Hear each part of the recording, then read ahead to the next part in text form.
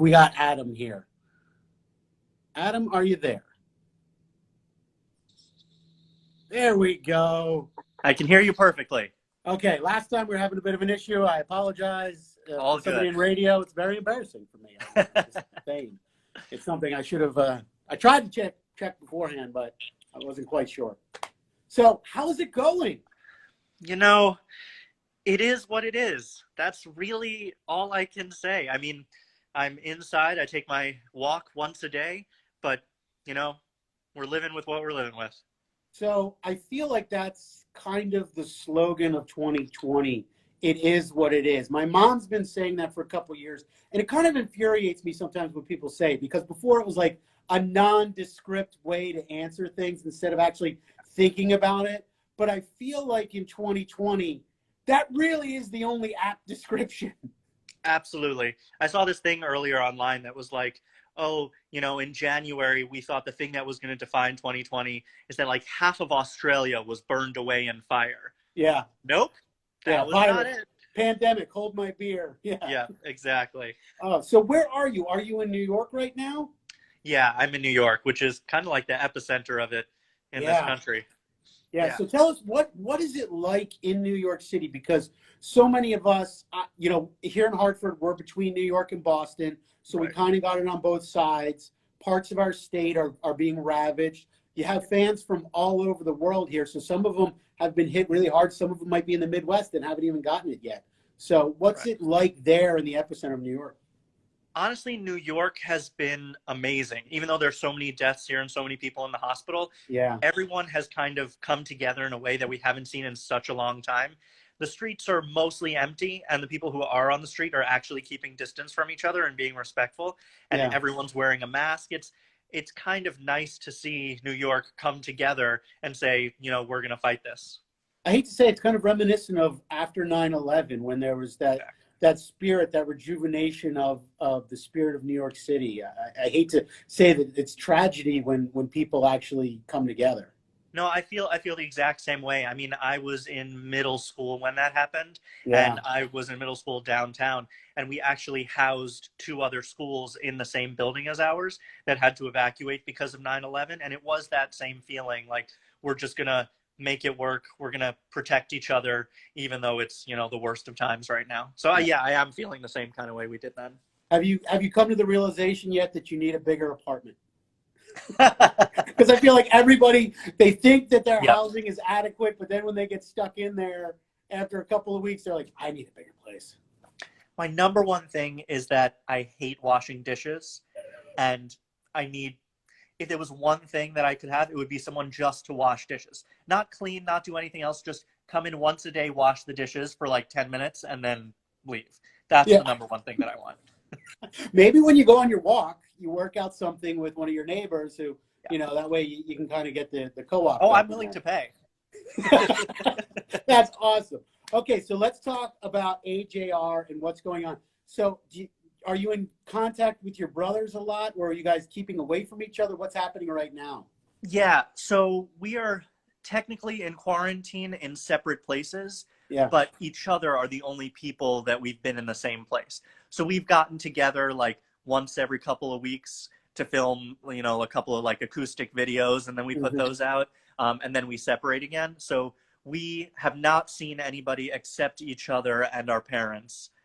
So they are across town, and Ryan and Jack are actually working on a lot of new music now during the quarantine, which is exciting. Yeah. So in that situation, when you see them, is it fun, or are you just kind of like tired of it because they're the only people you see, or how does that get? You got any? Because I know, especially my wife and I were talking about this last night as we were listening to your album. She's like, "Oh my God, I couldn't be in a family band. I can barely get through dinner with my siblings, and we're all adults with our siblings. She's the youngest of five. I'm the youngest of five. So we kind of get that family dynamic." Yeah, I mean, it's really not bad. We divide up responsibilities pretty evenly in the band. I mean, Ryan focuses on the production, and he does a lot of like the lyric writing. Jack is great at melodies, and I take on a lot of the business side and help with the marketing and things like that. But we talk all the time. We do Zoom calls. I don't know if you played any of these games that you can like play on Zoom, like Jackbox.tv. Yeah. They are amazing. So we've done a lot of those. it doesn't really bother us because we're not competing with each other in any way because there's so much trust there. We really just trust each other to kind of take care of our own lanes. Okay, so who would win in a fight between these brother bands? You, Jonas Brothers, or Hanson? Who do you think would win? Who do you think would come out on top? Oh, I'm gonna go with Jonas. They seem like really fit. I feel like they work out a lot, and we definitely do not. I love that. I love the honest answer about that. I love that you're not taking yourselves. I mean, I think that's modesty right there. So let's talk about Bang. I mean, that song is great. Such a great offering for 2020. A super fun video. And, oh, man, the trumpet is just, it's killer. How did you guys get that sound? I mean, you guys have been doing this for a while. And you guys always find interesting, unique tweaks to put on. It seems like every song or every album, and they have kind of a, I don't want to say a theme, but it's kind of very similar sounds that tie the songs together, regardless of topic or whatever. Yeah, that's our goal. I mean, we do something interesting in production, and Ryan is so good at this because he produces and also does most of the writing. He produces at the same time as he's writing, so production almost becomes an element of the writing of the song. Most artists' demos have like just a keyboard and the vocal or just a guitar and the vocal. But our demos, that kind of like trumpet sound that's in the song, that was part of the demo because it's so key to what the song is about.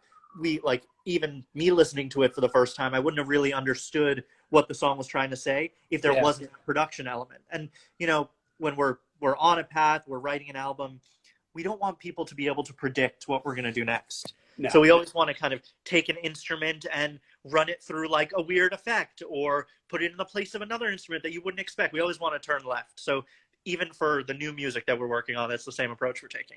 It was so funny because I went down the rabbit hole of production videos that Ryan puts out talking about, and he was getting so geeked out. I was like, oh my God, this track from 2012, and this was a hip hop track. And he was like, it was like so in depth that I was like, man, I loved his enthusiasm because you could see clearly like he loves that side of it. He loves that production side.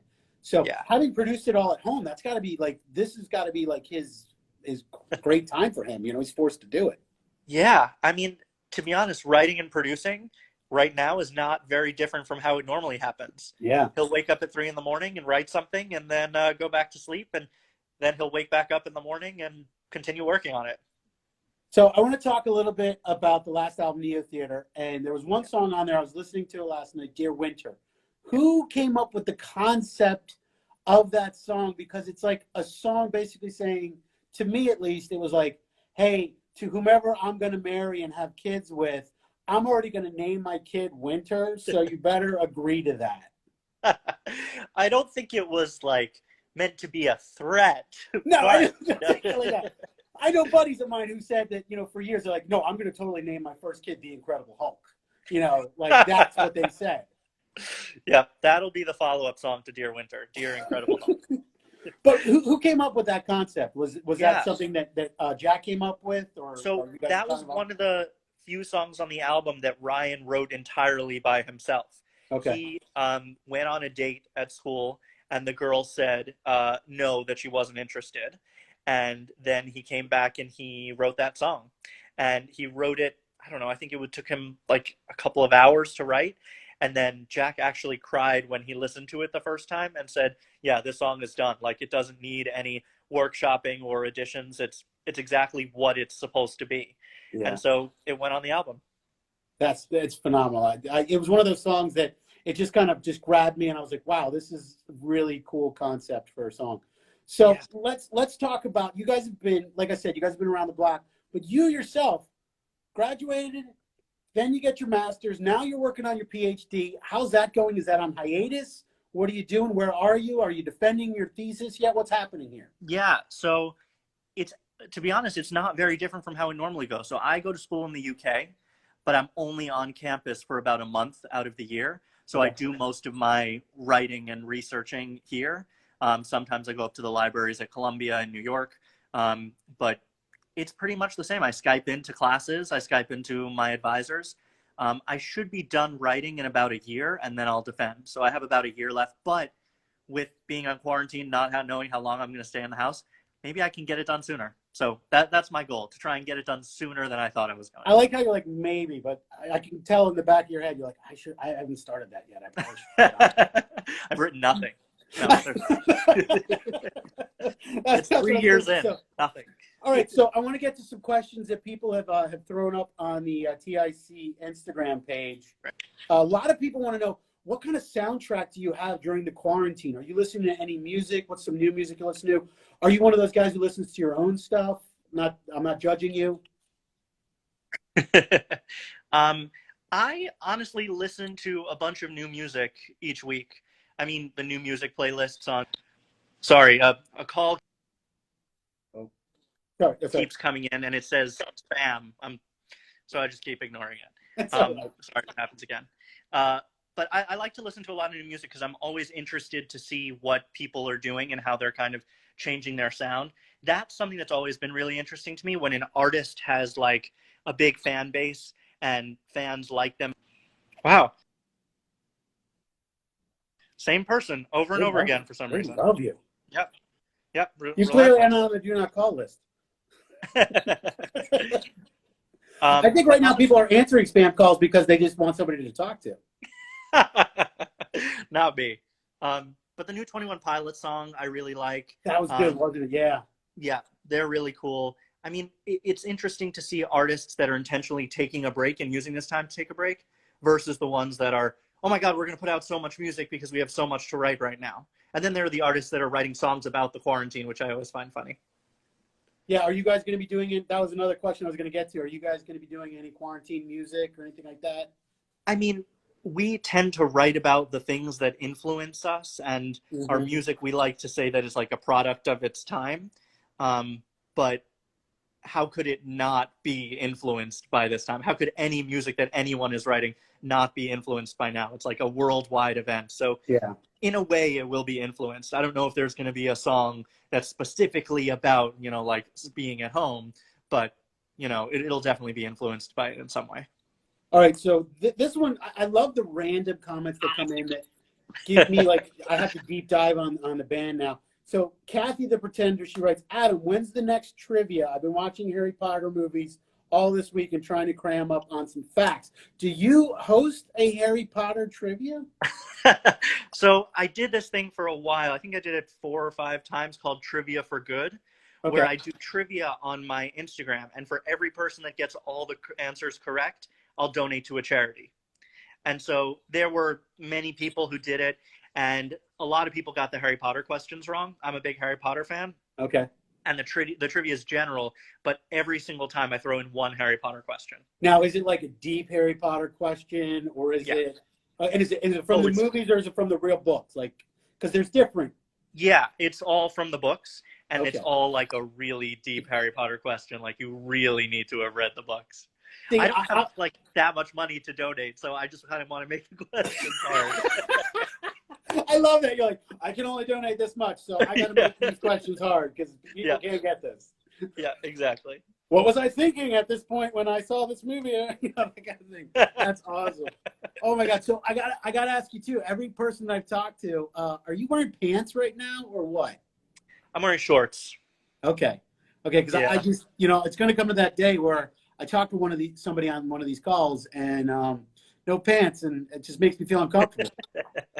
I am wearing shorts. I mean, I don't like going pantless. No. Okay. No. All right. Well, Adam, I want to thank you so much for coming on today, being a part of this. The new song, Bang, just absolutely wonderful, man. Just can't say enough about it. I think you guys are one of those bands that you have such an interesting and unique sound that when people hear you, they're immediately piqued, their interest is piqued, and then they become fans for life. I appreciate that. Thank you so much for supporting us. I really appreciate it. All right. Thank you for being a part of this. So leave your comments for Adam. Go over to AJR's official Instagram. Leave them some comments. Show them some love. And everybody, please study up on your Harry Potter trivia for next time. Yeah. Awesome. All right. Take it easy. Good to see you. Bye.